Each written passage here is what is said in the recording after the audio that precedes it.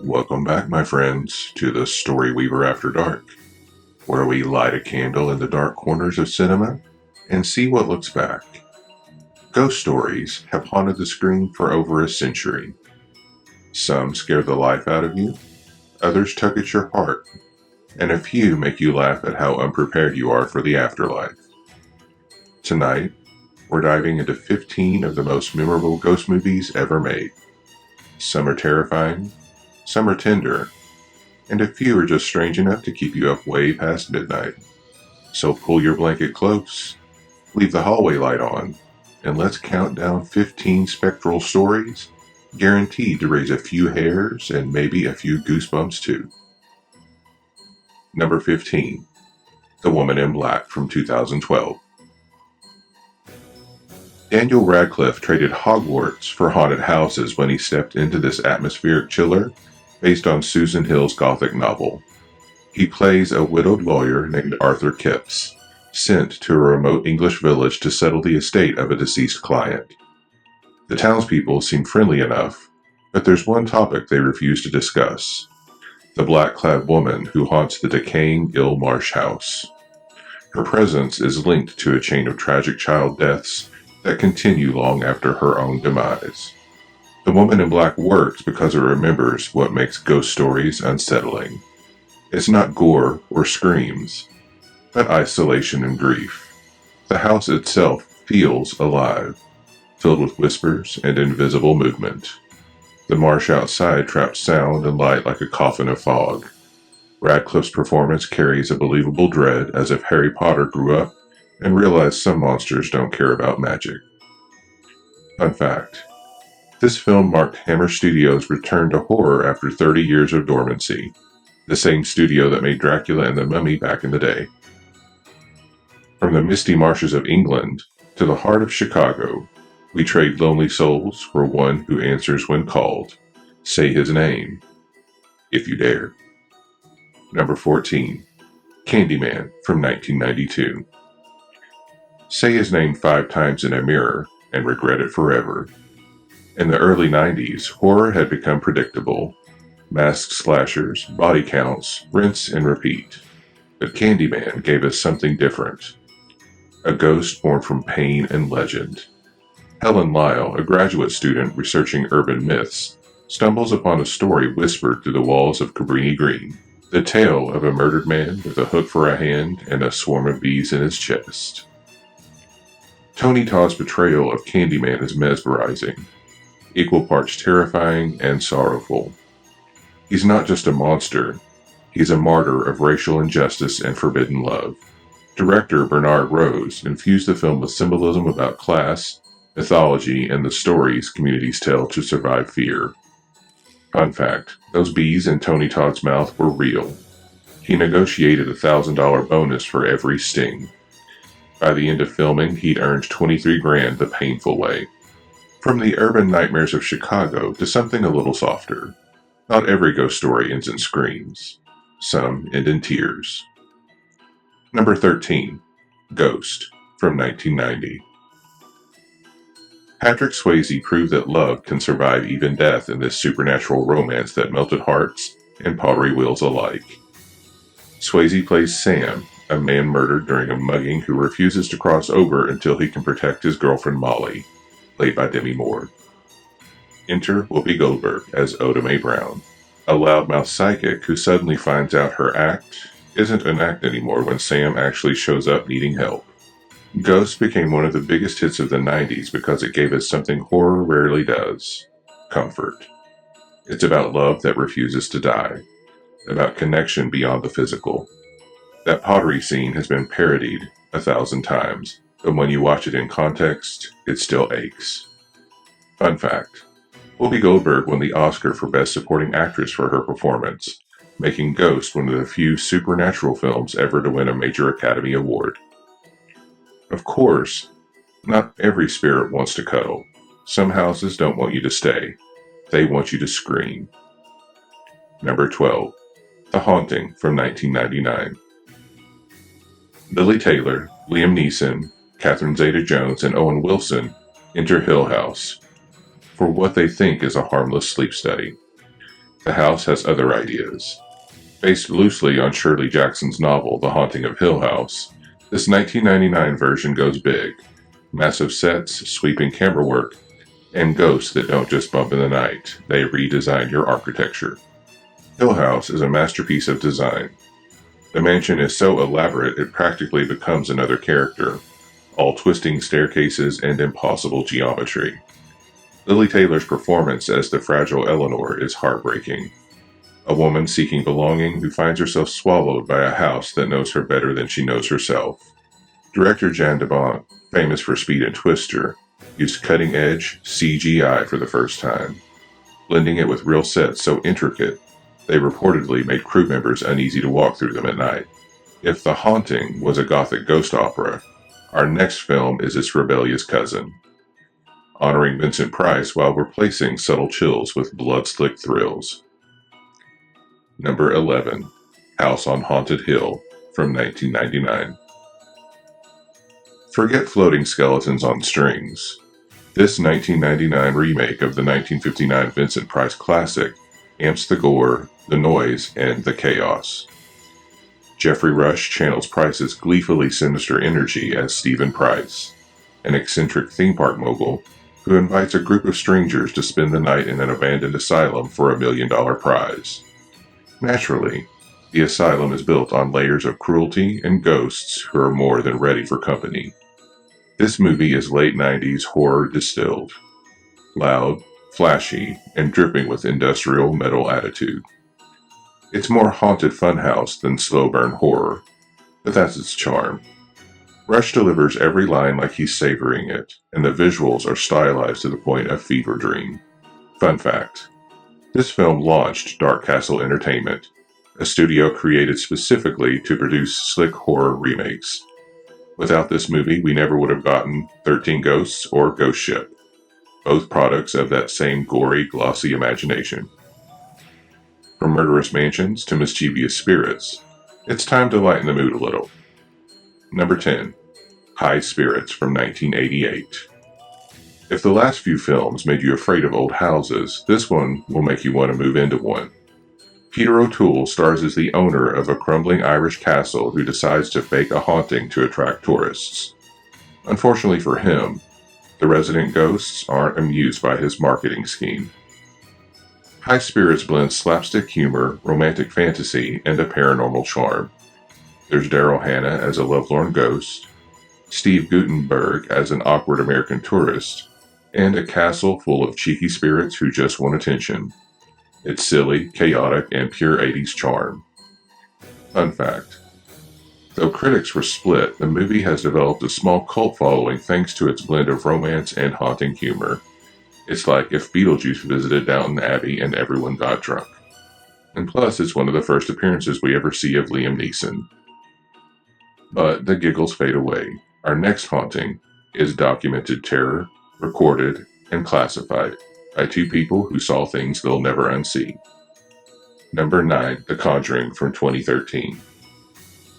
James Wan resurrected the haunted house genre in 2013 with The Conjuring.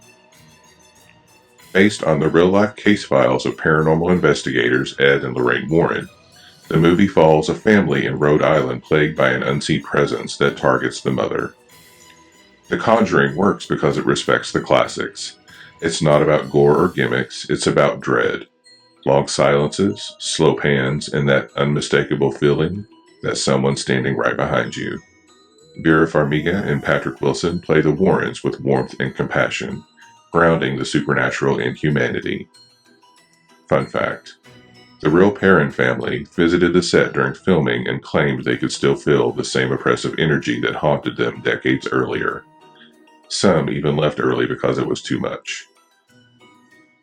And from cursed basements to cursed videotapes, 7 days is all you get.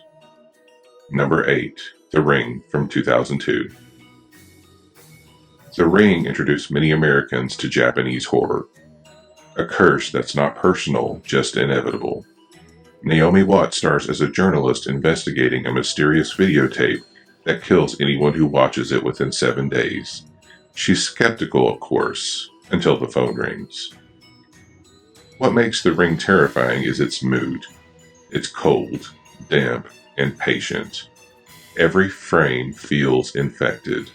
The tape itself, a montage of disturbing imagery, is one of the most haunting creations in horror history.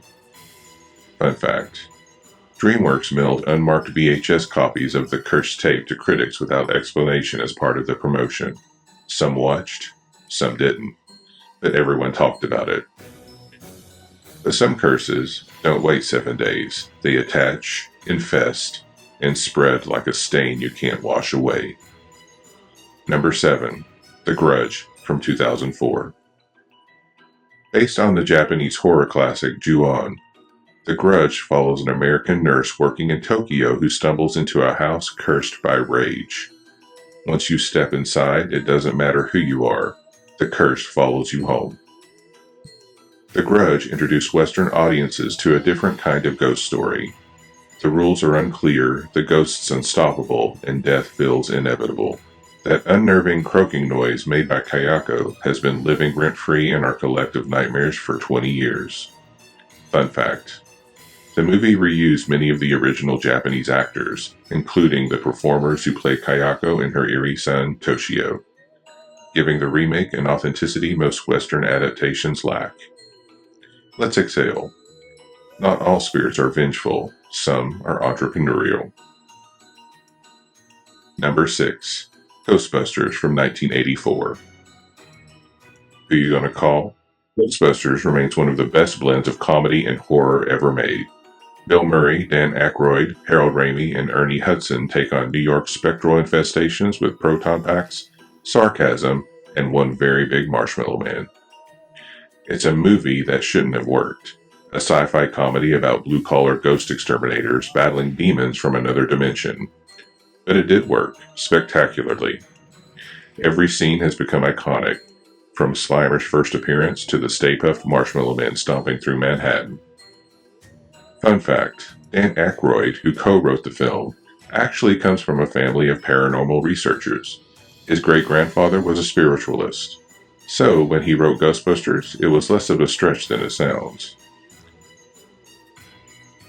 Jokes aside, sometimes the only thing between the living and the dead is one man and his ghostly associates. Number 5. The Frighteners from 1996. Before The Lord of the Rings, Peter Jackson gave us this gem. A dark comedy starring Michael J. Fox as a psychic who can see and talk to ghosts. He uses his spectral buddies to scam townsfolk by exorcising fake hauntings, until a real malevolent spirit shows up killing both the living and the dead. The Frighteners is the perfect blend of humor and horror. Fox brings heart and vulnerability to a character haunted by guilt and loss. The visual effects, courtesy of Weta Digital, were revolutionary for the time, showcasing the studio's early brilliance before it went on to create Gollum. Fun fact: this was Michael J. Fox's last major movie role before he shifted his focus to television and advocacy work. But the next tale trades quick banter for a whisper that became a worldwide chill.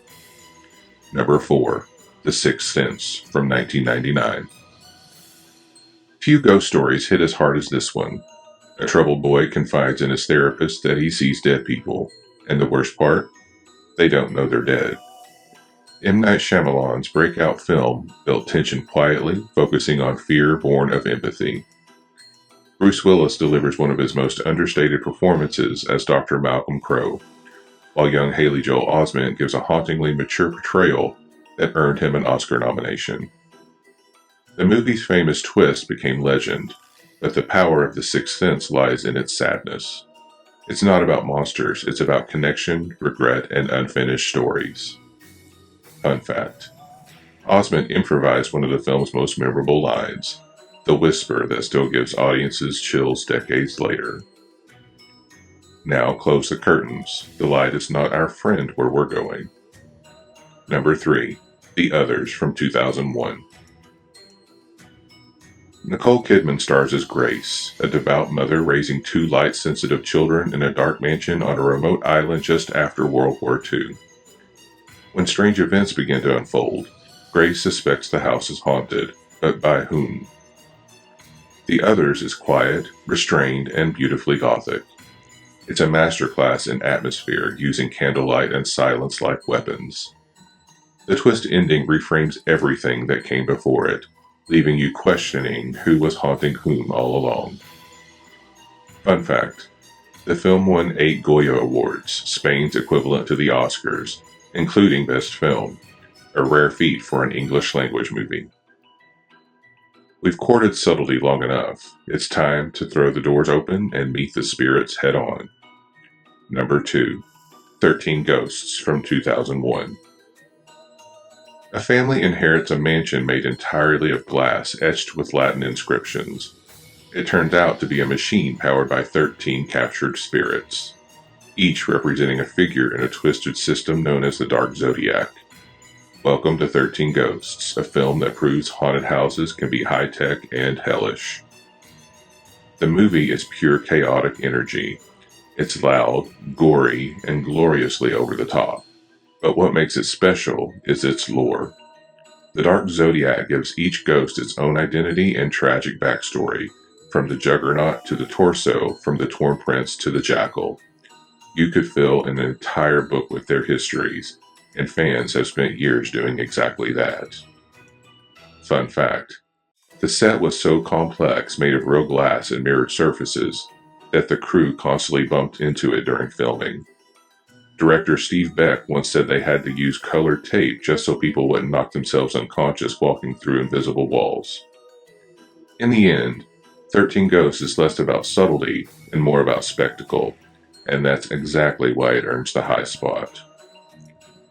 But haunted machines and cursed houses all bow to one ultimate suburban nightmare, where a little girl whispers from inside the static. Number 1. Poltergeist from 1982.